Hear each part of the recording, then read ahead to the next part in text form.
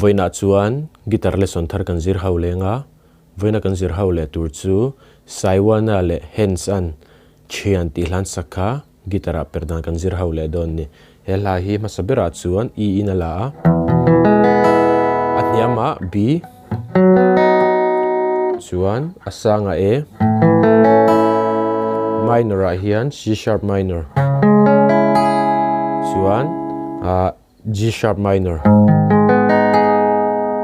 chuan F sharp minor second fret a khan tuna shape ngai tho kha kan tileang khan kewa kan mangang chuan strum dan po hi chikhat kan nei lenga chu tiang kan strummang hemi strumming pattern hi a chan ve in khorta kan strummang masabera chuan e a down down b a kan lu khan up down up down down down up ti khan a strumming pattern pumpui kha chu down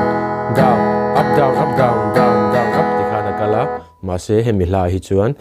down down kan ti zuwa khan a chan ve na chi up down down down up ti khan kalang chuan C sharp minor po down down G sharp minor kan lu le khan up down down down up A apo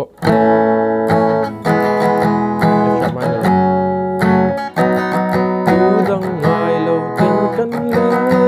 da kin wa ngai kan se chat ni apo kan in fui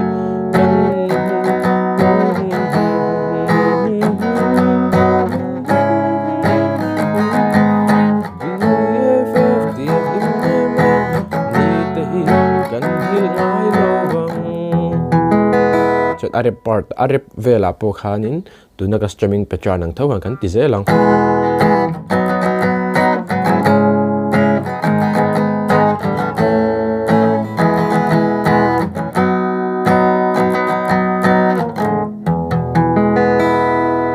dikhan alapum pui chu kan play chok thayanga